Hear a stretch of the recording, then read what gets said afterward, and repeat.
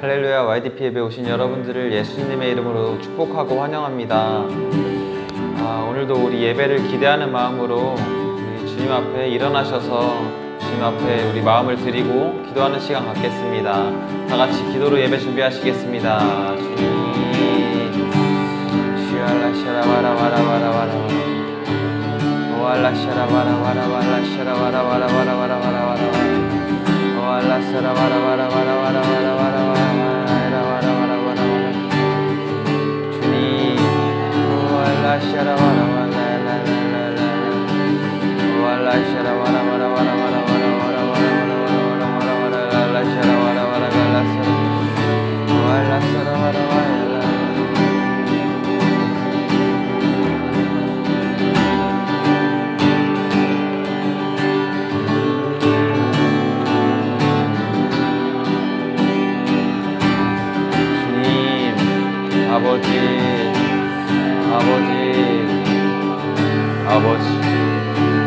아버지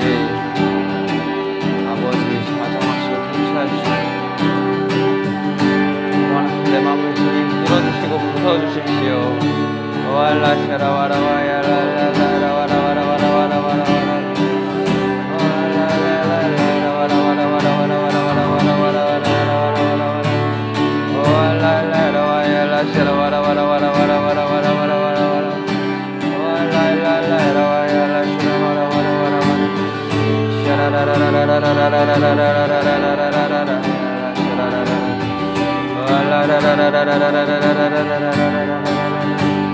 주님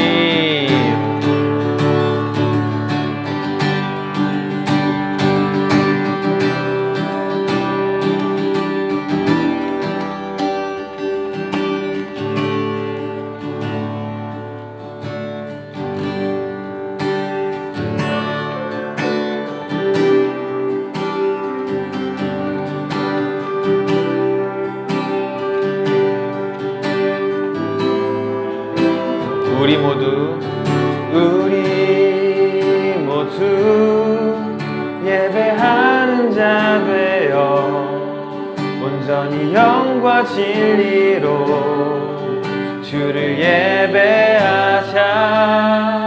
주가 우리와 함께 영원히 함께 하시고 마르지 않는 샘물로 우릴 채우시리라. 아멘.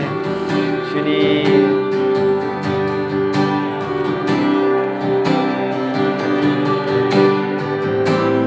우리 모두 예배하는 자 되어 온전히 영과 진리로 주를 예배하자.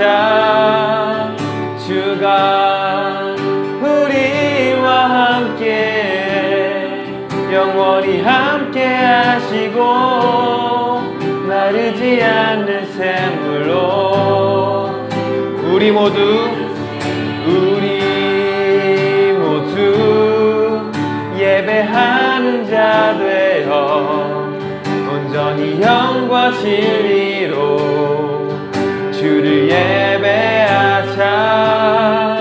주가 우리와 함께 영원히 함께 하시고 마르지 않는 샘물로 우리 채우시. 우리 모두 예배하는 자 되어 온전히 영과 진리로 주를 예배하자. 주가 우리와 함께 영원히 함께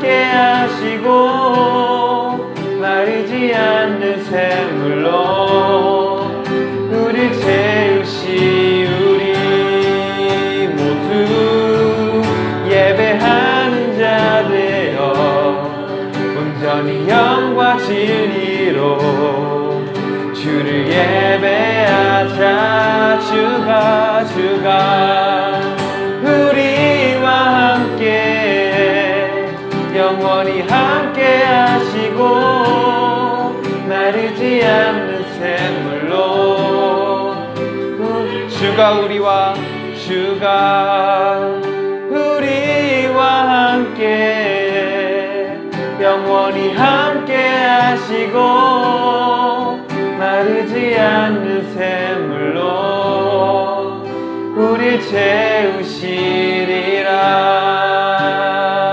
아멘. 당신은 영광의 왕, 당신은 평강의 왕, 당신은 하늘과 땅의 주, 당신은 정의의 아들, 천사가 무릎 꿇고 예배하고 찬송하네. 영원한 생명 말씀, 당신은 예수 그리스도 주. 아멘. 호산나 호산나 다윗의 자손께, 호산나 불러 왕 중의 왕. 높은 하늘에 영광을 예수 주 메시아. 처음부터 찬양하시겠습니다. 당신은 영광의 왕, 당신은 평강의 왕, 당신은 하늘과 땅의 주, 당신은 정의의 아들, 천사가 무릎 꿇고 예배하고 찬송하네. 영원한 생명 말씀, 당신은 예수 그리스도 주. 호산나 호산나 다윗의 자손께, 호산나 불러 왕 중의 왕. 높은 하늘에 영광을 예수 주 메시아네. 호산나 호산나 다윗의 자손께, 호산나 불러 왕 중의 왕. 높은 하늘에 영광을 예수 주 메시아네.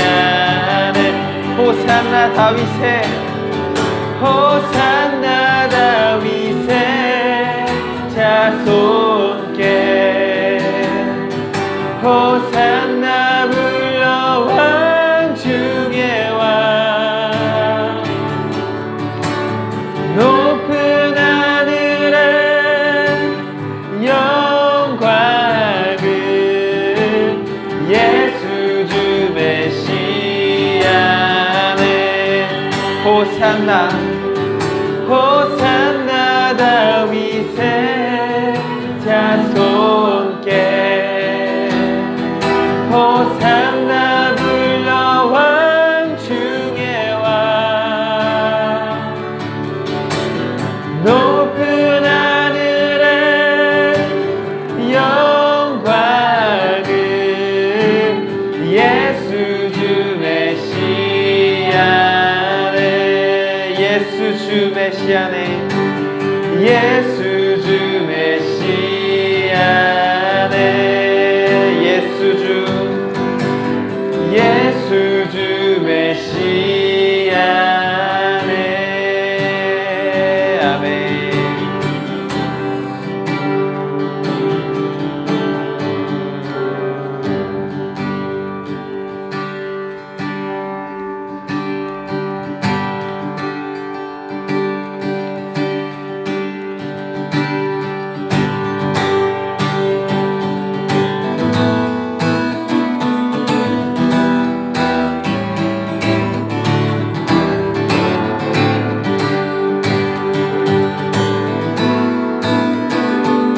다 같이 박수 치시면서 찬양하시겠습니다.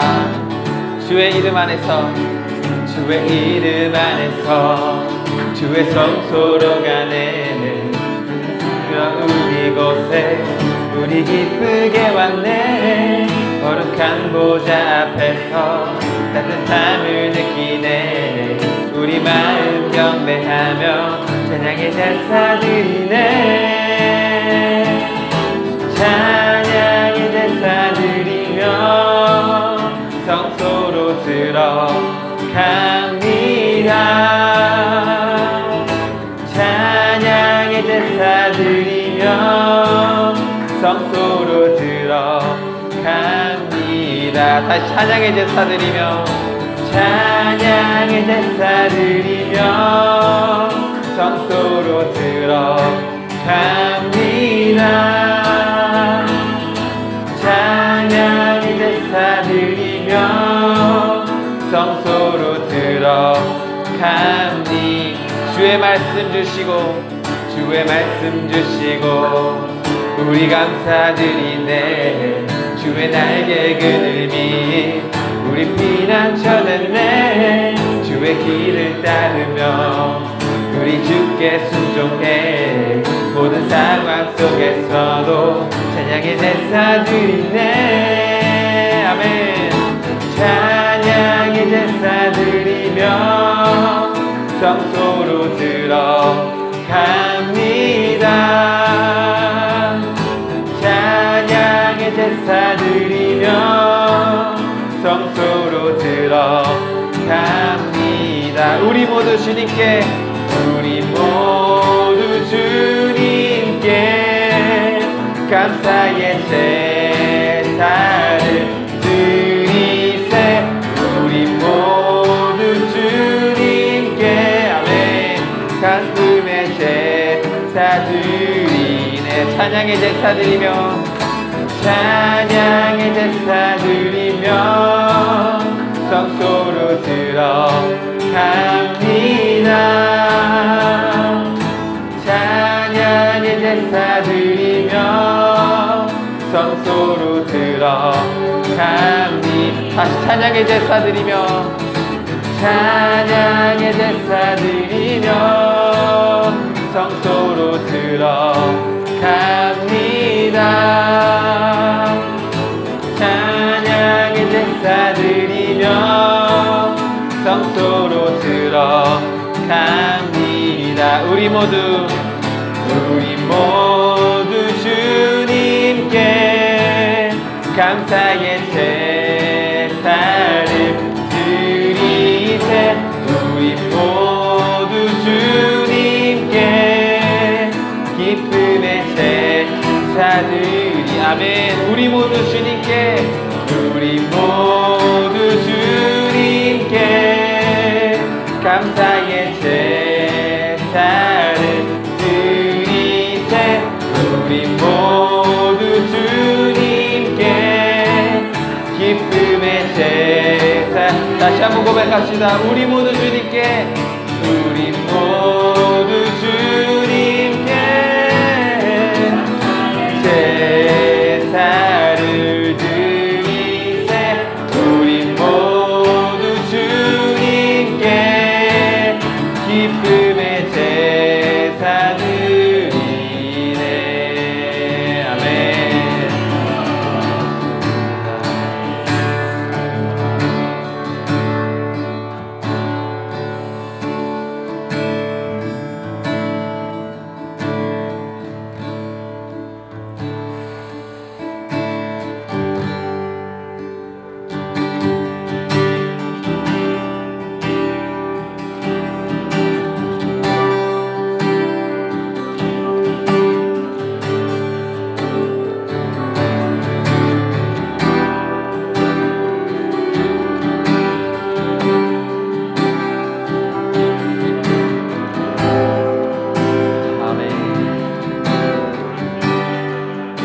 안에 주를 향한 내 안에 주를 향한 이 노래 영원한 노래 있으니 날 향한 주님의 크신 사랑 영원히 찬양하리라.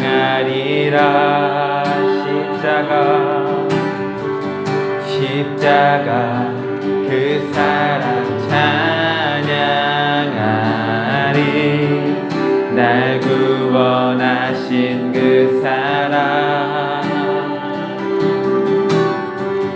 내 삶을 드려 찬양하리라. 놀라우신 주의 사랑 영원히 찬양하리라. 아름다우신 놀라우신 영원할 수 없는 사랑 위대하신 하나님의 사랑 영원히 찬양하리. 아름다우신 놀라우신 영원할 수 없는 사랑 위대하신 하나님의 사랑 영원히 찬양하리. 아멘. 다시 한번 고백합시다. 내 안에 주를 향한 이 노래 영원한 노래 있으니 날 향한 주님의 크신 사랑 영원히 찬양하리라. 십자가 그 사랑 찬양하리. 날 구원하신 그 사랑 내 삶을 드려 찬양하리라. 놀라우신 주의 사랑 영원히 찬양하리라. 아름다우신 놀라우신 영원할 수 없는 사랑 위대하신 하나님의 사랑 영원히 찬양하리. 아름다우신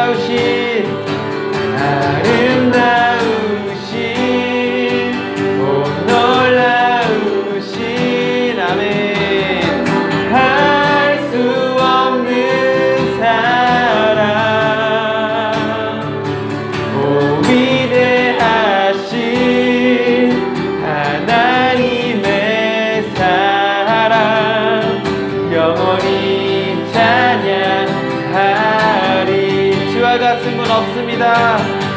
주와 같은 분은 없네. 이 세상 그 누구도 주와 같은 분은 없네. 누구도 이길 수 없네. 주와 같은 분은 없네. 이 세상 그 누구도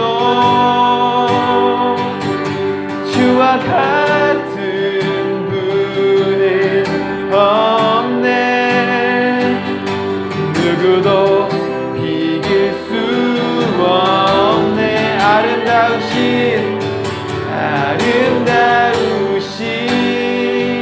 오 놀라우신 영원할 수 없는 사랑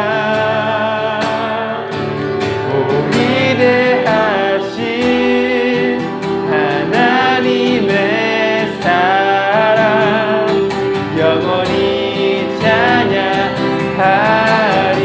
아름다우신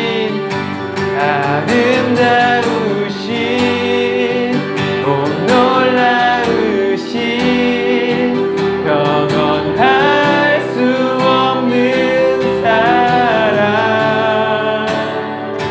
오 위대하신 하나님의 사랑 영원히 찬양하리. 아름다우신 오 놀라우신 영원할 수 없는 사랑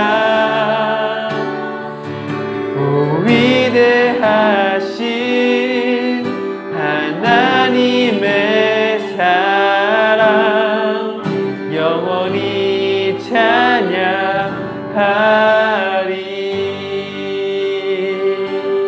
아멘. 사랑하신 하나님 아버지, 그 영원하신 사랑의 아버지 이 시간 찬양합니다. 아멘. 저희를 이곳 가운데 불러주시고 또 주님 예배할 수 있게 하시니 감사합니다. 이 시간 우리 마음 가운데 굳어지고 또 완악해진 마음 있다면 이 시간 예수 그리스도의 보혈로 덮어주셔서 우리 가운데 겸손한 마음을 허락하여 주십시오.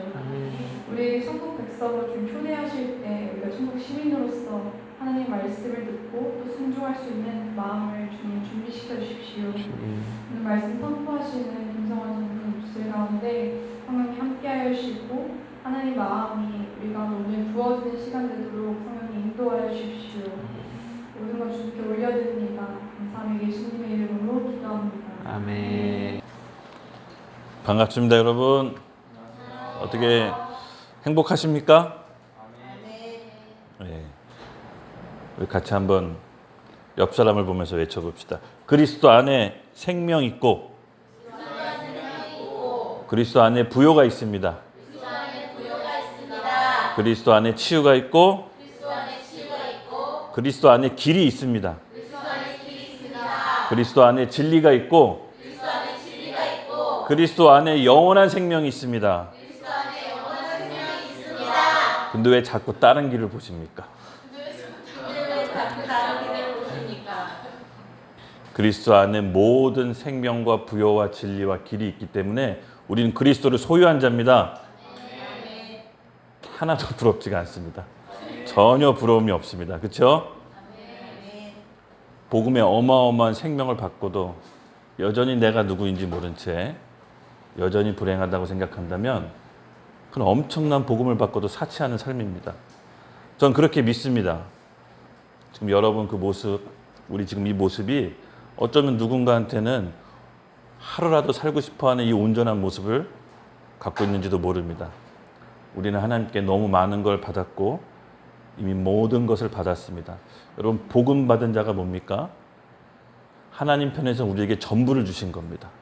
전부 다 주셨어요. 그래서 복음 받았다라고 하는 것은 더 이상 하나님께 요구할 것도 없고 바랄 것도 없는 겁니다. 그 복음을 받았다는 게 뭔지를 알기를 오늘 예수님의 이름으로 축복합니다. 관념이 아니라 진짜 실제로 하나님이 나에게 전부 다 주셨구나. 다 주셨는데 계속 내가 뭔가를 바랬구나. 깨닫게 되는 귀한 시간이 되길 예수님의 이름으로 축복합니다. 네. 그런 흐리멍텅한 표정 짓지 마세요. 복음을 소유했습니다. 네. 우리 같이 본문 읽고 같이 말씀 나누겠습니다. 오늘 본문은 누가복음 16장 1절에서 13절입니다. 네. 저랑 같이 번갈아 가면서 읽을 테니까요. 제가 먼저 읽겠습니다.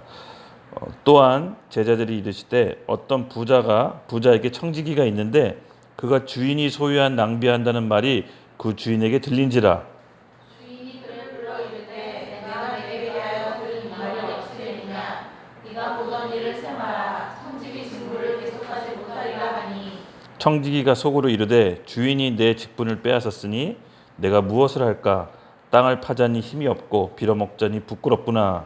내가 하는 일을 알았도다 이렇게 하면 직분을 빼앗긴 후에 사람들이 나를 자기 집으로 영접하리라 하고 주인에게 빚진 자를 일일이 불러다가 먼저 온 자에게 이르되 내가 내 주인에게 얼마나 빚졌느냐. 말하되 길은 100마리니 이다 이르되 여기 내 주서를 가지고 빨리 앉아 50이라 쓰라 하고 또 다른 이에게 이르되 너는 얼마나 빚졌느냐. 이르되 밀 100석이나이다. 이르되 여기 내 증서를 가지고 80이라 쓰라 하였는지라. 주인이 이 옳지 않은 청지기가 이를 지혜 있게 하였으므로 칭찬하였으니 이 세대의 아들들이 자기 시대에 있어서는 빛의 아들들보다 더 지혜로움이니라. 내가 너에게 말하노니 불의의 재물로 친구를 사기라. 그리하면 그 재물이 없어질 때 그들이 너희를 영주할 처소로 영접하리라. 지극히 작은 것에 충성된 자는 큰 것에도 충성되고 지극히 작은 것에 불의한 자는 큰 것에도 불의하니라. 너희가 만일 불의한 재물에도 충성하지 아니하면 누가 참된 것으로 너희에게 맡기겠느냐. 너희가 만일 남의 것에 충성하지 아니하면 누가 너희의 것을 너희에게 주겠느냐. 다 같이 읽겠습니다. 지파인이 두 주인을 섬길 수 없나니 혹 이를 미워하고 저를 사랑하거나 혹 이를 중히 여기고 저를 경히 여길 것임이라. 너희는 하나님과 재물을 겸하여 섬길 수 없느니라. 아멘. 기도하겠습니다. 하나님 감사합니다. 오늘 저희를 통해 예배를 받아주시고 오늘 하나님 아버지의 말씀을 받들어 우리가 하나님의 뜻을 온전히 알기를 원합니다. 하나님 나라와 천국에 관한 메시지를 들을 때 우리의 마음의 문을 열어주시고 천국이 실제가 되게 하여 주시옵소서. 우리 삶에 천국이 임하는 놀라운 기적의 시간이 되게 해 주시고 그리스도 안에서 내가 누군지를 발견하는 정체성이 회복되는 놀라운 시간이 되게 해 주시옵소서. 오늘도 성령 하나님의 임재를 기대합니다. 강하게 역사하여 주시고 우리 마음의 변화를 받아 새롭게 새 일을 시작하시는 하나님의 일을 기대합니다. 감사합니다. 예수님의 이름으로 기도드렸습니다. 아멘. 우리 같이 마태복음 11장 12절을 좀 같이 한번 크게 외치고 말씀 이어갈게요. 다 보셨죠? 네, 함께 읽겠습니다. 시작. 세례 요한의 때부터 지금까지 천국은 침노를 당하나니 침노하는 자를 빼앗느니라. 아멘. 여러분 이상하지 않을까요? 예수님 믿고 구원받고 우리는 다 천국에 가는데 왜 또 빼앗으라고 할까요? 왜 천국을 침노하고 빼앗으라고 말씀하셨는지 잠깐 생각해 봅시다. 예수님 믿고 우리가 구주를 영접한 사람들은 다 천국 간다라고 믿습니다. 아멘이시죠? 근데 여기서 천국에 대한 개념을 조금 더 정리하자면 사복음서에 나오는 예수님께서 말한 천국은 크게 세 가지 개념으로 나눌 수가 있습니다. 하나는 내 안에 임하는 천국, 우리 마음 가운데 임하는 천국이고요. 또 하나는 실제로 우리가 사는 이 땅, 새 예루살렘 성이라고도 하죠. 새 하늘 새 땅, 하늘나라의 천국이 진짜로 이것에 임하게 됩니다. 그리고 세 번째는 죽어서 가는 천국을 말합니다. 이 사복음서에는 이 모두가 나오는데요. 예수님께서 중점적으로 말씀하시는 게 내 안에 임하는 천국과 실제로 이 땅 가운데 임하는 천국, 그것을 대부분 말씀하고 계세요. 죽어서 가는 천국은 2번 정도 언급하세요. 그럼 실질적으로 이곳에 임하는 천국을 예수님께서 말씀하신다고 하면 이 구절이 좀 이해가 되실 거예요. 그렇죠? 예수님을 믿고 죽어서 가는 천국도 있지만 실제로 이 땅 가운데 천국이 임하게 될 텐데 우리가 거기서 어떻게 들어가느냐? 그 천국은요, 따놓은 보험 증서가 아닙니다. 침노해야 되는 거예요. 이 침노가 무슨 뜻이냐면요, 성을 빼앗아 정복하는 거예요. 그러니까 소극적으로 임하는 신앙생활이 아니라 피 흘려 싸워서 성을 탈취하는 거예요. 빼앗으라는 거예요. 그 자에게 천국이 허락된다는 겁니다. 그런 관점에서 봤을 때 예수님의 말씀이 천국 지옥 말씀이 조금씩 이해가 될 거예요. 왜 이런 말씀이 있잖아요. 마태복음에 형제를 미워하거나 나가라고 하거나 미련한 놈이라고 하면 지옥불에 간다. 예수님 믿고 구원받았는데 왜 지옥에 간다고 할까? 단지 그 사람을 미워했다는 이유로, 욕했다는 이유로 얼핏 들으면 잘 이해 안 됩니다. 또 오른손이 죄짓거나 오른쪽 눈이 죄짓거나 오른손 지으면 죄를 지으면 잘라 내버리라고 합니다. 그 말은 무슨 말일까요? 죄 지은 거 그대로 갖고 있으면 지옥 간다는 얘기입니다. 언뜻 들어서는 우리가 기존에 알고 있던 말씀하고는 조금 왜 이런 말씀을 하셨지 이해가 잘 되지 않지만 이 땅에 임하는 천국이 우리 안에 마음에 먼저 임해야 될지 우리가 마음에 임하지 않는데 이 땅에 임하는 천국에 들어갈 수 있다는 얘기가 아닙니다. 그래서 이 천국에 대한 개념이 어느 정도 잡혀 있어야 됩니다. 그러면 예수님께서 왜 이렇게 표현하셨는지를 조금 이해할 수가 있습니다. 그러므로 이 천국은요, 여러분 빼앗는 겁니다. 내가 피 흘려 싸워서 쟁취하는 천국을 예수님께서 침노하라고 말하는 겁니다. 뭘 침노해야 되냐? 얼핏 들어보면 뭐 여기까지는 그냥 그렇다고 하겠는데 도대체 어떻게 침노하느냐? 제가 늘 얘기했지만 성령의 통치를 받는 겁니다. 우리 생각, 감정, 의지, 내 안에 있는 아직도 견고한 진들 있죠? 내가 굽히지 않는 교만들, 내가 죄를 짓는 그 지점들. 우리 혼내는 바울이 얘기했잖아요. 옛사람이라고도 하고 겉사람이라고 표현하고 육의 사람이라고 표현하는데 그 수많은 견고한 진들이 우리 가운데 있습니다. 근데 우리는 이 두 사람이 있다는 걸 인정해야 돼요. 속사람은 하나님의 법을 즐거워하며 따르고 싶지만 다른 한편 겉사람은 죄의 노예로 살고 있습니다. 그래서 우리가 누구에게 힘을 실어주냐에 따라서 겉사람이 약화되고 속사람이 강화될 수 있습니다. 이 싸움을 하는 게 바로 천국을 침노하라는 거예요. 다음 구절 한번 볼게요. 보충 구절. 같이 함께 누가복음 17장 21절 읽겠습니다. 시작. 또 여기 있다 저기 있다고도 못하리니 하나님 나라는 너희 안에 있느니라. 로마서 14장 17절. 하나님 나라는 먹는 것과 마시는 것이 아니요 오직 성령 안에 있는 의와 평강과 희락이라. 우리 안에 임해야 돼요. 우리 안에 침노하고 싸워하고 쟁취해야 될 천국이 뭐냐면요, 내 안에 있는 반성경적인 가치관들, 나도 모르게 갖고 있는 인본주의적 생각들, 내 안에 갖고 있는 미움, 질투, 교만, 이런 수많은 가지 견고한 성들이 많아요. 이 성들을 그리스도와 함께 예수와 함께 십자가에서 죽고 자기 부인하고 자기 십자가를 지는 게 성령의 통치를 받는 겁니다. 이렇게 성령의 통치를 하나하나 밟아갈 때 이러한 견고한 성들이 정복당하는 거예요. 그래서 천국을 침노하라는 거예요. 빼앗는 겁니다. 하나하나 잃어버렸던 우리 천국의 성들을 하나하나씩 빼앗는 시간이 되기를 예수님의 이름으로 축복합니다. 하나님께서 보여주실 거예요. 알려주실 거예요. 조금 하나 둘 작은 성부터 공략해서 빼앗으면요 자신감이 붙습니다. 이게 정복할 수 있는 거구나. 정복당할 수가 있구나. 어떻게 해요? 성령의 능력으로, 성령의 힘으로. 간절히 원하고 갈망하고 성령께 도움을 구하는 사람들은요 성령께서 힘을 주십니다. 그래서 언제 어느지는 모르겠지만 내가 이미 이기고 있다는 걸 느끼게 될 거예요. 자신감이 붙을 거예요. 아주 사소한 거지만 성령의 민감한 음성을 듣고 속사람에게 힘을 실어주십시오. 자기 생각에 속지 마십시오. 자기 자아가 자기라고 생각하고 하면 안 됩니다.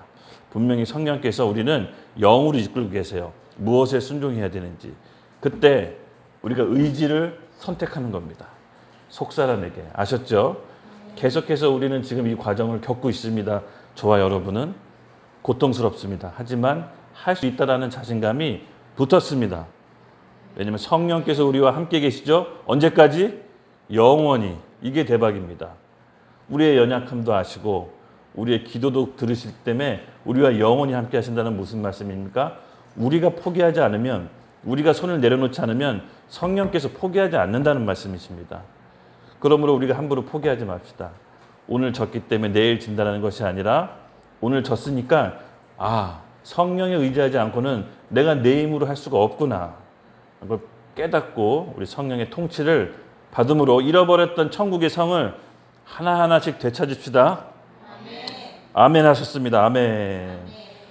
침노는 거룩한 열정입니다. 그 누구에게도 천국을 양보할 수 없습니다. 그렇죠? 내가 천국을 막 가려고 하는데 혜진이가 더 빨리 간다. 결코 양보할 수 없습니다. 더 빨리 뛰어가야 됩니다.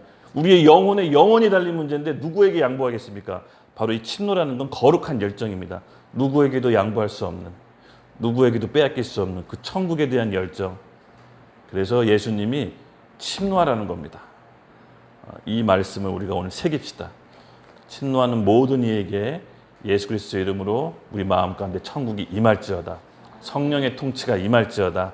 하나님이 새 일을 시작할지어다. 아멘. 네.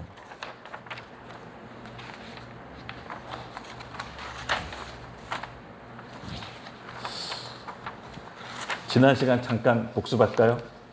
지난 시간 주제가 뭐였습니까? 추수의 때. 네. 너무 우리는 잘 잊어먹죠. 그리고 부제는 귀 있는 자는 들으라였습니다. 예.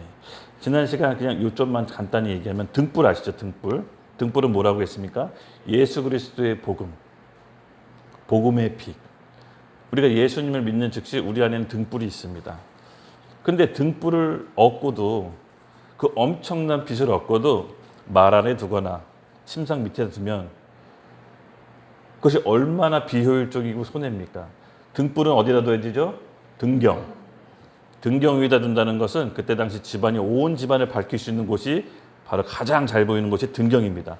그러므로 우리가 복음의 빛을 받고도 말 안에 두거나 소극적이거나 의기소침하거나 사람 때문에 낙담하거나 또 침상 안에 안락한 삶을 누리거나 그 밑에다 두는 것은 예수님의 복음을 받고도 배신하는 일입니다. 반드시 등경 위에다 둬야 됩니다. 모두가 볼 수 있게, 환하게. 그 말은 무엇이냐면 복음을 받고도 소극적인 신앙생활을 하는 것이 아니라 적극적으로 모든 사람에게 빛을 밝힐 수 있는 등잔 위에다 두라는 것입니다. 우리는 모두 다 그렇게 주님의 복음의 빛을 받은 사람들입니다. 그러므로 내가 가야 될 등잔이 어딘지를 생각하십시오. 내가 어디 가서 빛을 바쳐야 되나? 직장일 수 있습니다. 첫 번째는 일터, 두 번째는 가정, 그리고 내가 속해 있는 우리 친구들, 그룹들 있죠? 그 모두가 등잔입니다. 우리는 엄청난 복음의 빛을 받았습니다. 이 빛은요, 비추면 어둠은 살아남을 수가 없습니다.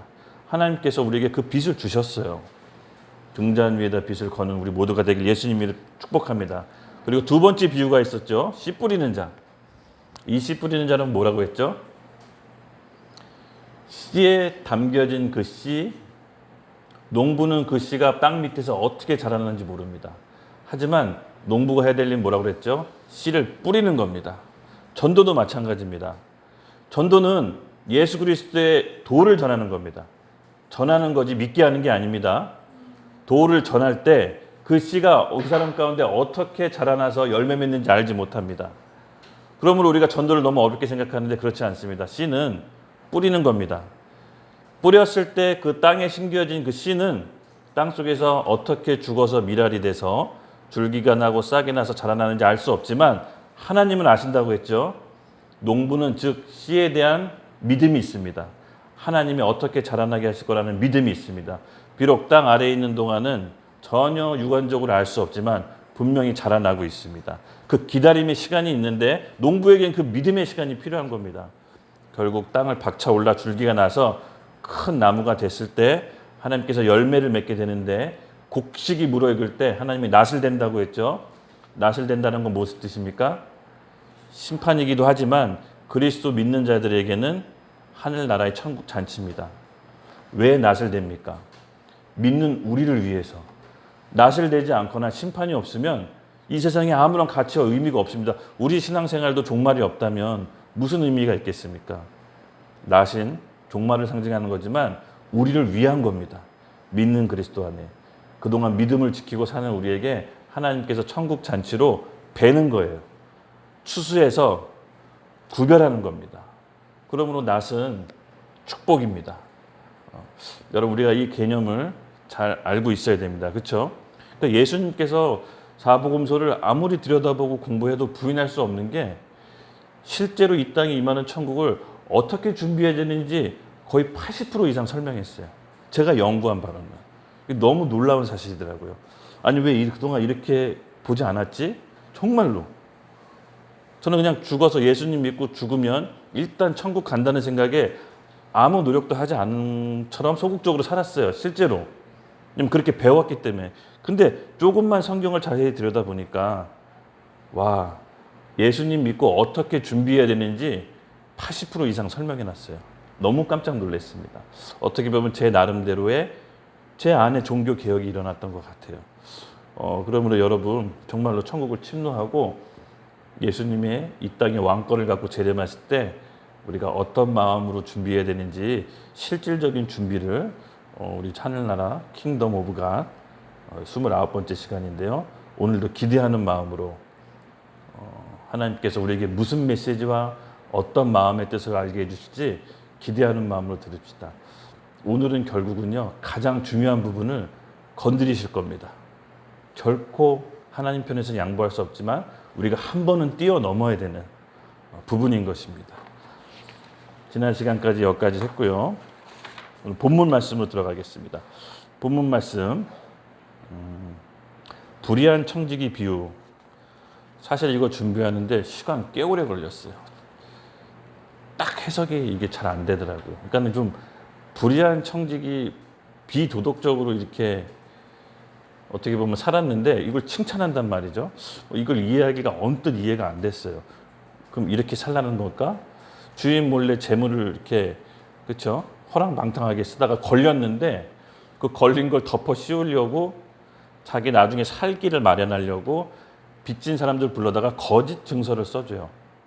원래 100만 원을 빌렸다면 50만 원어치 거짓 증서를 써줘서 50만 원어치 탕감받은 사람이 자기가 청지기 자리 잘리면 그 사람이 날 구해줄까 이런 생각으로 아주 더티한 방법인데도 주인이 칭찬한다는 걸 보고 와, 이거 좀 어렵다.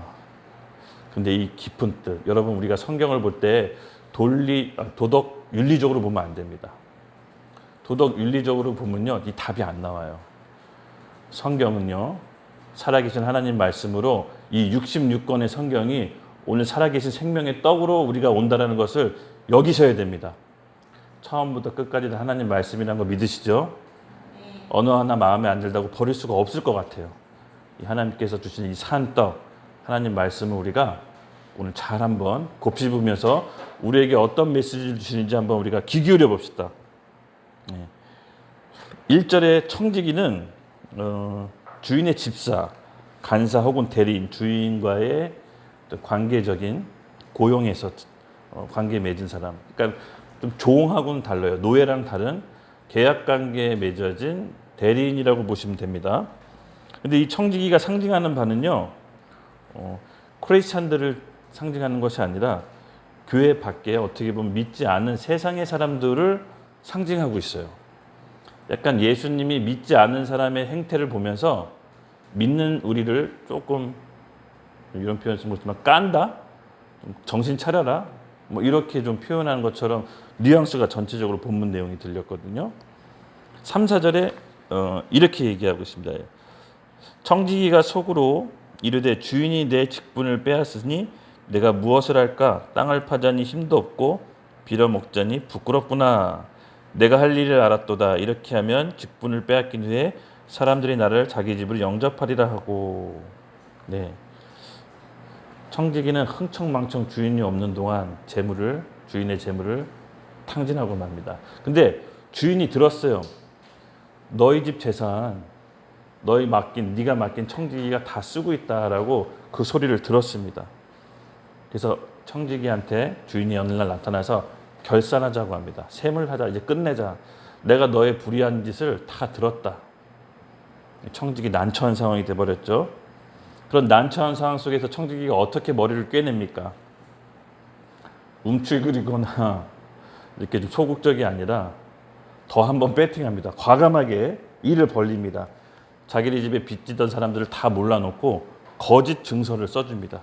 새로 계약을 맺으면서 자기가 살 국리를 만들어 놓습니다. 과감한 결단인데 어떻게 이런 대범하고 과감한 결단을 내릴까?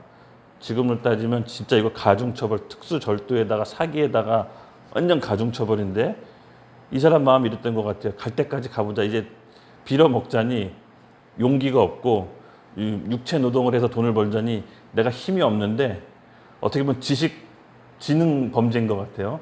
더 크게 한번 한탕 해보자라고 공문서 위조까지 이렇게 벌입니다. 그래서 이렇게 해요. 주인에게 빚진 자를 일일이 불러다가 5절에 먼저 자에게 이르되 내가 주인에게 얼마를 빚졌느냐라고 물어봅니다.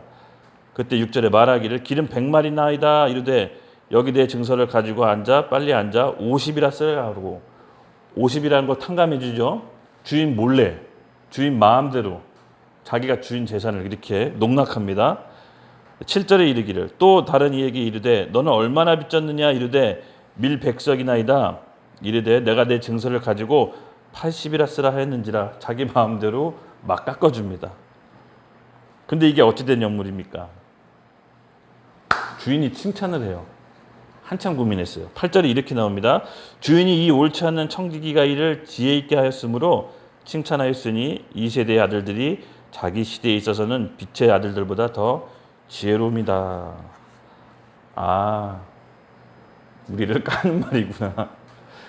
믿지 않은 자도 자기의 후과가 두려워서 자기가 어떻게 살아갈지를 궁리를 내고 어떻게 보면 자기 살 길을 마련하는데 믿는 우리는 복음의 빛을 갖고 있다는 우리는 왜 그 빛을 갖고도 영혼 없이 아무 일 없는 것처럼 살아갈 수 있느냐라고 되묻고 있는 겁니다. 자기 여기 보면 이 세대의 아들들이 자기 시대에 있어서는 빛의 아들들보다 더 지혜로웁니다. 맞습니다. 우리 안에 있는 예수 그리스도의 복음 아까 제가 서두에도 얘기했죠. 그 엄청난 복음을 갖고도 이 복음이 어떤 능력이 있는지 모르고 이 복음이 어떠한 힘으로 우리에게 있는지도 모른 채 그냥 아무 힘이 없이 소극적이고 낙담하고 늘 좌절감과 패배감으로 살아간다면 바로 오늘 이와 같이 불의한 청지기보다 못한 삶을 산다라고 예수님께서 말씀하고 계시는 겁니다. 우리에게 아까 얘기했던 그 복음의 능력 있죠. 하나님은 우리에게 전부 다 주신 거라는 걸 믿으셔야 됩니다. 그것을 탕진하고 있는 우리 모습을 우리는 스스로 볼 수 있어야 됩니다. 아까 우리 서두에 봤던 영상 있죠. 닉 부이치치 호주 분이신데 팔다리가 없어서 굉장히 비관했는데 부모님이 참 지혜로우신 게 정상인처럼 대했어요. 그리고 혹시라도 정체성이나 자아가 흔들리지 않을까 계속해서 정상인처럼 대하고 특별한 게 아니다라고 해서 강하게 교육을 시켰습니다. 근데 이 사람은요, 그것이 결국 힘이 돼서 자기가 없는 팔 두 다리로 장점을 승화시켜서 세계 여러 곳곳에 정말로 행복을 전하는 행복 전도사로서 사람들에게 희망을 줍니다. 오히려 팔다리가 없는 게 이분한테는 장점이 되었죠. 근데 여러분 보세요. 우리의 온전함, 그리고 예수님께서 주신 이 복음, 정말로 복음을 실제라고 믿고 있습니까? 정말로 복음을 실제라고 믿고 있는데 왜 전하지 않는 겁니까? 천국이 지옥이 실제입니까? 천국이 지옥이 실제인데 왜 전하지 않고 있는 겁니까? 우리는 어쩌면 많은 것을 받고도 계속해서 주인의 재산을 탕진하고 있는 불의한 청지기의 모습일 수도 있습니다. 하나님께서 주셨다는 그 복음은 다른 영혼을 살리고 나를 살리고 가정을 살리고 교회를 살리고 국가를 살릴 수 있는 하나님의 진짜 참 복음인 것입니다. 이 복음에 대해서 내가 너무나도 소중하고 이것이 정말 나에게 생명이 있다면 여러분 갈고 닦으셔야죠. 누구를 만나라도 전할 수 있도록 내가 갈고 닦아야 됩니다. 만약에 내가 누구를 만나서 이 복음을 전할 수 없다면 관념적으로 신앙생활한 거 아닐까요? 정말 여러분을 살렸다고 하는데 이 닉 부이치치는요, 두 팔 다리가 없지만 본인이 생명력이 어디서 왔는지를 알았어요. 그래서 팔다리가 없는 와중에서도 5대양 6대주를 돌아다니면서 행복을 전합니다. 이분이 크리스찬인지 아닌지는 모르겠지만 이보다 더한 생명을 가진 복음을 가진 우리가 여전히 내 문제와 내 과거와 내 아픈 감정과 상처, 겉사람에 눌려 지배받고 있다면 엄청나게 큰 낭비를 하고 있는 불의한 청지기 아닐까요? 저는 이 말씀을 듣고 이 불의한 청지기보다 못하다라는 감동을 받았어요. 그리고 처음에 예수 믿던 그 열정, 그 복음이면 다 가진 것 같은 그 벅찬 마음, 그 벅찬 감동으로 하나님 다시 복음으로 돌아가게 해주시고 원래 크리스찬으로 창조 원형으로 돌아가게 해달라고 이 기도하면서 말씀을 준비했어요. 그리고 또한 이 메시지를 듣는 누구라도 다시 복음으로 돌아가고 원래 하나님께서 창조하신 창조 원형으로 우리가 다시 돌아가자라고 기도하면서 메시지를 준비했어요. 하나님께서 주신 복음은 전 인류 80억의 인구를 영원히 완벽하게 단번에 구해낼 수 있는 엄청난 복음의 능력입니다. 과거의 죄, 현재의 죄, 미래의 앞으로 지을 죄까지 이 하나님의 엄청난 복음의 능력을 받고도 이것이 전혀 기쁘거나 내가 어저께 먹었던 맛있는 음식보다 전하지 못하는 그 정도라면 어쩌면 관념적으로 신앙생활에 임했던 걸 수도 있습니다. 우리가 이 부분을 좀 오늘 회개합시다. 그렇죠? 하나님의 생명, 이 엄청난 복음의 원자폭탄이 우리 안에 있습니다. 저는 이것이 좀 일깨워져야 된다고 봐요. 결국은 신앙은 복잡한 신앙과 교리를 공부한다고 되는 것이 아니라 우리 안에 있는 작은 씨, 하나님의 말씀, 그리스도의 예수 그리스도의 복음이 우리 가운데 심겨질 때 결국은 자라나고 자라나서 생명력을 일으킨다라고 믿습니다. 그러므로 우리 준비합시다. 언제 누구를 어떻게 만나든 10초짜리든 30초짜리든 1분짜리든 복음을 전할 수 있는 복음 전도자로서의 마음을 준비합시다. 아까도 얘기했잖아요. 복음 전도자는 믿고 설득하게 하는 게 아니라 씨를 뿌리듯 전하는 겁니다. 자라나게 하는 것은 하나님이 하시는 거죠. 우리는 도를 전하는 것뿐입니다. 그 복음 전도자로서의 마인드로 우리가 다시 한번 인생을 재도약합시다. 아멘. 현재 우리가 누리고 있는 이 삶, 하나님께서 주시는 이 영원한 능력 일시적으로 맡기신 것이 아닙니다. 엉망진창으로 살라고 주신 것이 아니라 우리를 정말 풍요롭고 부요하게 하나님 안에서 이 땅에 살아가는 동안 천국과 같은 삶을 살라고 우리에게 주신 겁니다. 우리는 이 복음을 받았습니다. 예수 그리스도 외에는 다른 길이 없다라고 하나님께서 말씀하셨습니다. 하나님 만나는 길을 본인 스스로 정하셨습니다. 다른 길이 없습니다. 그리스도 외에 다른 길이 없다라는 것을 다시 한번 생각하십시오. 저는 이 10년 전이었던 것 같아요. 복음을 잘 정리해서 얘기한 적은 없어요. 그렇지만 내가 만난 하나님 그리고 예수 그리스도의 피의 능력을 알고 있었기 때문에 만나는 사람마다 짧게 성경 한 구절이라도 아니면 30초짜리, 15초짜리라도 끊어서 복음 메시지를 제가 준비했었거든요. 왜냐하면 이게 날 살렸기 때문에. 이게 너무 소중하니까. 그렇게 해서 일주일에 소모임을 월, 화, 수, 목, 금 4개를 했어요. 4개. 4개를. 지금 생각하면 너무 불꽃 같았어요. 그렇게 돌아다니면서 소모임을 식당, 교회 돌아다니면서 했는데 말도 안 되는 설교였어요. 잘 원고가 있는 것도 아니고 그냥 제가 감동받은 걸 계속 말씀 읽으면서 했어요. 그런데도 사람들이 왔고 소모임이 이루어졌어요. 그때 알았어요. 아, 복음을 믿느냐가 아니라 전하고 싶느냐. 전하고 싶은 마음이 지금 나에게 있느냐라고 하나님께서 저에게 물으셨고 그 복음이 너무 단순하고 원색적일지라도 그 복음에 반응하는 갈급한 영혼들이 있다는 것을 알았어요. 근데 지금 저는 다시 그것을 좀 회복하고 싶고 여러분들에게 그 에너지를 좀 불어 넣어주고 싶어요. 왜냐하면 우리가 갖고 있는 복음은 하나님께서 주신 전부 다이기 때문에 그렇지 않습니까? 그때로 다시 돌아가고 싶은 마음이 있습니다. 9절에 이렇게 얘기합니다. 내가 너에게 말하노니 불의의 제물로 친구를 사귀라. 그리하면 그 제물이 없어질 때 그들이 너희를 영주할 처소로 영접하리라. 이러한 비도덕적인 행태를 그 주인이 칭찬합니다. 비록 그것이 비도덕적이고 윤리적으로 안 좋다 할지라도 어쨌든 자기 살 궁리를 이렇게 지혜롭게 마련하는 것을 보고 우리 믿는 자 또한 엄청난 복음을 받고도 가만히 소극적으로 신앙생활하는 것에 대해서 우리가 한번 되짚어 생각해 보자는 거죠. 그리고 나서 불의한 제물로 친구를 사귀라.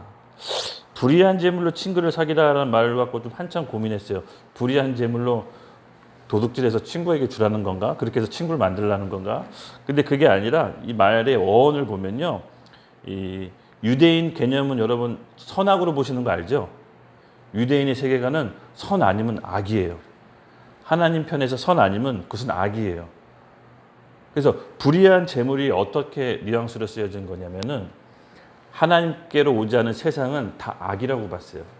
그래서 악에 속한 재물이었기 때문에 그냥 불의한 재물이라는 일반적인 표현을 쓴 거지 훔쳐서 우리가 하는 뭐 이렇게 범죄를 저질러서 한 재물이 아닌 겁니다. 그래서 세상적으로 있는 그 재물이 하나님 편에서는 불의했기 때문에 그것을 어떻게 써야 되는지 그걸 얘기하는 거예요. 친구를 사귀는 데 써라. 친구를 사귀는 데 쓰라. 그 재물이 없어질 때 그들을 너희를 영주할 처소를 영접하리라. 맞습니다. 우리가 갖고 있는 이 재물, 크던 작던, 저는 이 재능도 봐요. 우리가 갖고 있는 재능, 재물도 있을 수 있고 그것을 미래를 위해 쓰라는 겁니다. 진짜 미래를 위해. 저는 돈이 없는데요. 아닙니다. 그렇지 않습니다. 돈이 없건 있건 그 비교, 남하고 비교해서 그 많은 액수를 차지하는 것이 아니라 지금 나에게 가장 소중하게 생각하는 그 돈 혹은 재능, 내가 갖고 있는 어떻게 보면 직업 같은 것도 될 수가 있겠죠. 그런 것들을 내 미래를 위해서 써라. 예수님께서 얘기했죠. 지극히 작은 자에게 대한 것이 곧 나에게 대한 거라고. 결국은 우리는 우리가 갖고 있는 것, 하나님 외에 다른 어떤 중요시 생각하는 것들을 어떻게 대하는지를 보면 진짜 내 안의 주인이 누군지를 알 수가 있습니다. 10절에 이렇게 나옵니다. 지극히 작은 것에 충성된 자는 큰 것에도 충성되고 지극히 작은 것에 불의한 자는 큰 것에도 불의하다. 맞습니다. 말씀 그대로 우리가 하나님이 없다고 생각했을 때 하는 그 모든 것들, 눈에 보이는 상관, 직장이면 눈에 보이는 상관일 수도 있고 집에 가면 부모님 수도 있죠. 눈에 보이는 그런 모든 상관들이 보고 있을 때 우리 어떻게 합니까? 작은 일도 열심히 하려고 하잖아요. 그렇죠? 근데 상관이 없으면 어떻게 합니까? 그냥 조금 대충 하는 맛이 있잖아요. 그렇죠? 마찬가지입니다. 지극히 나한테 맡겨진 작은 일에 불손한데 눈에 보이지 않는 하나님이 맡긴 일을 어떻게 할 수 있느냐라고 지금 되묻고 있는 겁니다.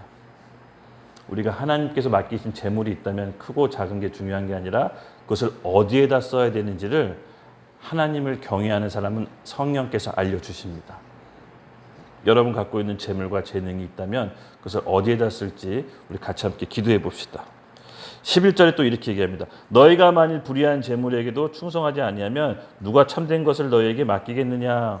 똑같은 개념으로 불의한 재물인데 이 세상에 있는 돈, 아까도 얘기했던 것처럼 반복되는데 눈에 보이지 않을 때 우리가 이 돈을 어떻게 관리하는지를 하나님 보시고 더 큰 재물을 맡기십니다. 결국은 하나님께서는 다 보세요. 사람이 있을 때 어떤 행동하고 사람이 없을 때 어떤 행동하는지 하나님은 다 보세요. 그걸 보고 우리에게 다음 맡기실 것을 맡긴다는 겁니다. 사람이 보는 눈과 사람이 없을 때 하는 것이 일치된 사람이 가장 영적으로 성숙했다라고 봐요. 저도 진짜 그런 것 같아요. 사람을 일을 시켜보면 알아요. 내가 그 사람에 대해서 어떻게 대하는지를 보면 결국 눈에 보이지 않는 하나님을 어떻게 대하는지 대번 알 수가 있어요. 이거는 속일 수가 없더라고요.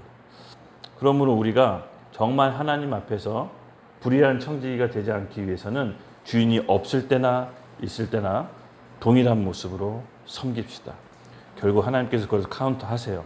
그리고 그 다음에 우리의 영적 지분과 우리에게 맡겨질 영생과 또 영혼들을 가늠하세요. 아, 이 정도 됐구나. YDP가 이 정도 더 보내줘야겠다. 아니네, 아직도 똑같네. 그러면은 이렇게 뭐 하겠죠. 그렇죠? 정말 비례해요. 딱 비례해요. 너무 비례해요. 제가 그래서 너무 신기해요. 근데 감사할 것은 뭡니까? 제 마음 가운데 드는 확신은 우리는 씨를 뿌렸고 씨가 열매 맺기까지 믿음의 기간을 기다리고 있습니다. 저는 우리의 그릇이 점점 넓어지고 있다고 믿고 하나님께서 우리가 보이지 않는 곳에서 성실히 충실히 임했던 그 모든 것들을 다 기억하고 있을 거라고 믿습니다. 그러므로 열매 맺을 때까지 땅에 대한 믿음을 갖고 기다립시다. 사인을 주실 거예요. 사인을 주실 거예요. 그러므로 여기 이제 11절에 얘기합니다. 12절에 너희가 만일 남의 것에 충성하지 아니하면 누가 너희 것을 너희에게 주겠느냐. 계속 11, 12 같은 얘기를 반복합니다. 눈에 보이는 사람에게 충성해야 보이지 않는 하나님에게도 충성할 수 있듯이 눈에 보이는 사람에게도 잘해야 된다. 그걸로 알 수가 있다라고 계속 얘기를 하신 겁니다. 그러므로 13절에 이렇게 얘기합니다. 집 하인이 두 주인을 섬길 수 없나니 혹은 이를 미워하고 저를 사랑하거나 혹 이를 중히 여기고 저를 경히 여길 것임이라 너희는 하나님과 재물을 겸히 섬길 수 없느니라. 아멘. 청지기 얘기의 비유를 들면서 하나님께서 마지막 결론으로 두 주인을 섬길 수 없다고 하는데 하나님의 강력한 라이벌로 누구를 얘기합니까? 재물, 돈. 이 성경적으로 보는 돈의 관점은 여러분 어떨 것 같으세요? 돈은 악하지도 않고 선하지도 않습니다. 돈을 사랑하는 게 악하다고 얘기하죠. 그러면 우리가 돈을 어떻게 볼 것인지, 또 우리가 지금 돈에 대한 마음을 어느 정도 마음에 품고 있는지는 지금은 알 수 없지만 우리가 돈을 어디다 쓰는지를 잘 보면 우리 마음이 어디 있는지 알 수 있습니다.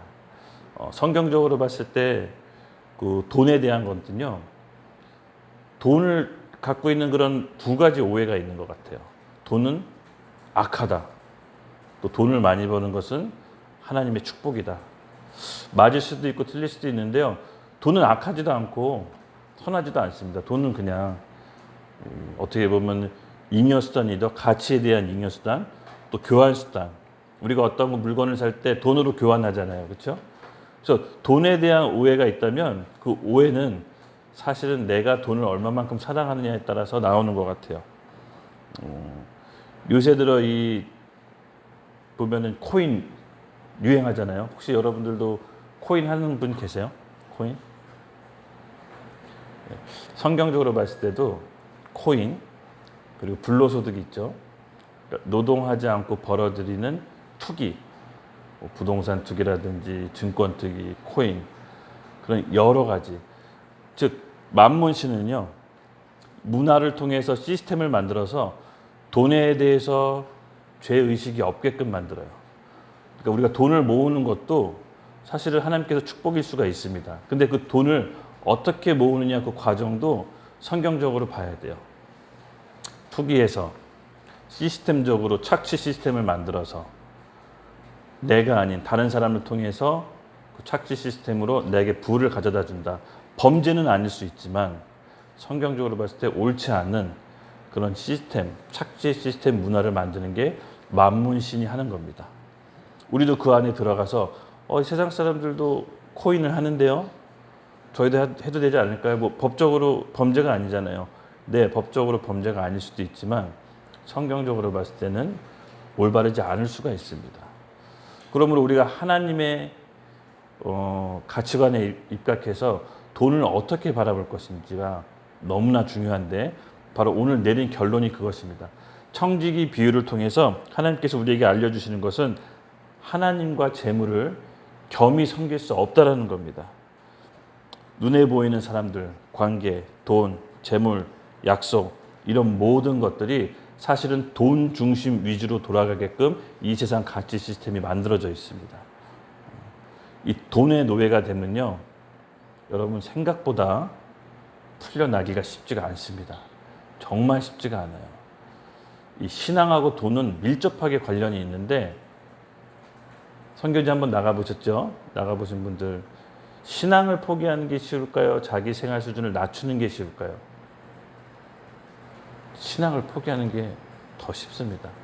자기가 누리고 있는 이 생활 수준을 낮춰가면서 여러분 신앙을 지킨다는 것은 여간 어려운 일이 아닙니다. 정말이에요. 마지막 때는 결국 이 재물과의 싸움이에요. 내가 만문신으로부터 얼마나 벗어날 수 있는지. 이 만문이라는 시스템이 정말 죄의식을 상실하게 해서 우리가 모두 다 이 돈을 추구하게끔, 돈의 노예가 되게끔 계속해서 만들어가고 넓혀갑니다. 그래서 이 나중에는 신앙까지 부인할 수 있을 만큼. 그래서 저는 이 돈에 대한 무서움도 알아요. 근데 돈을 정복하는 건 뭐냐? 여러분, 돈을 정복하는 게 뭐라고 생각하세요? 한번 얘기해 보세요. 드는 생각이. 돈을 어떻게 하면 정복할 수 있습니까?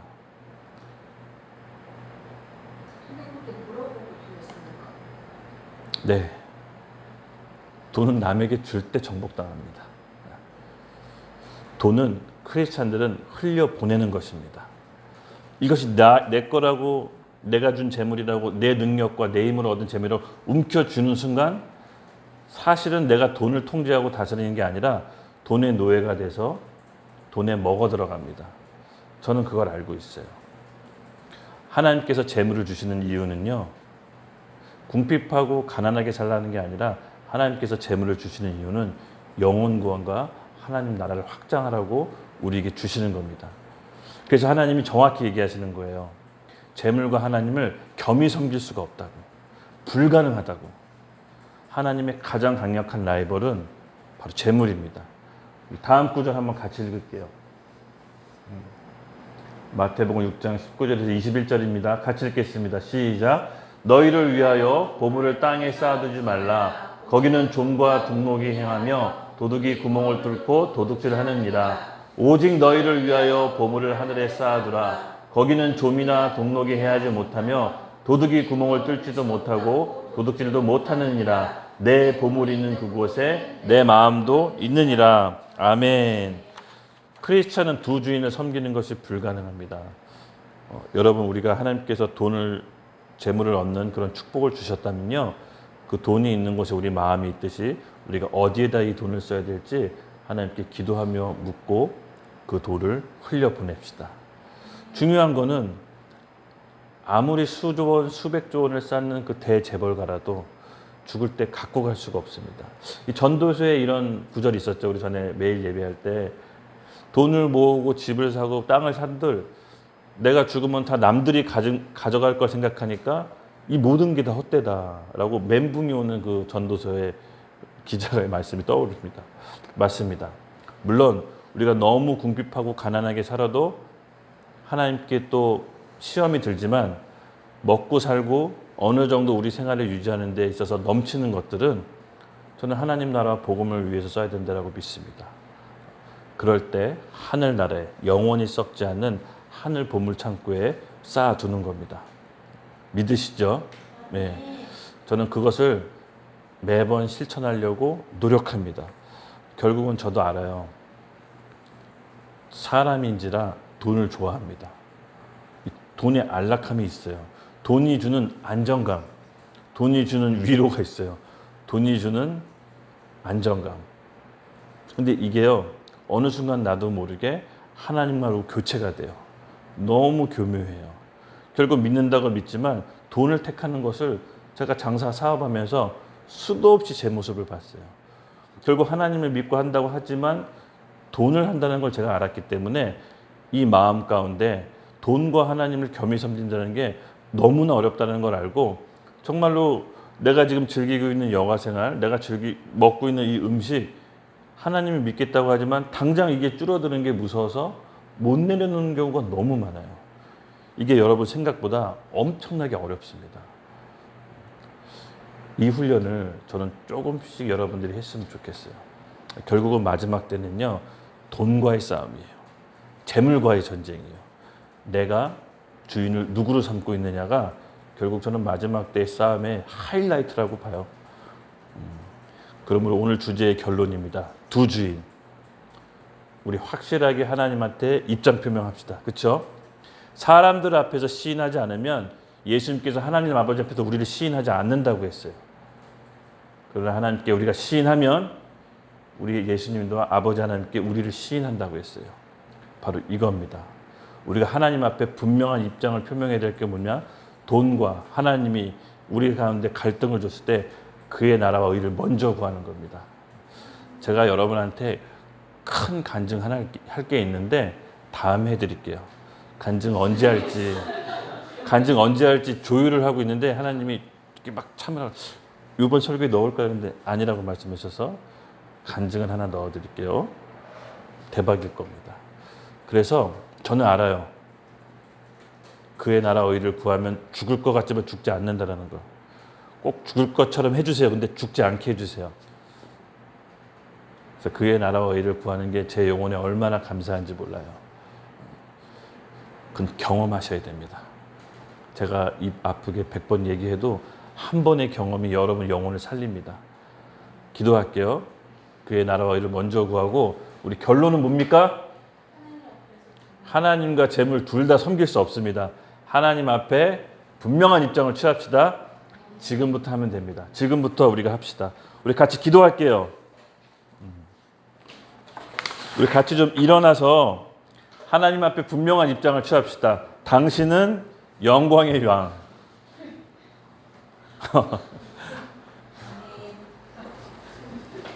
네.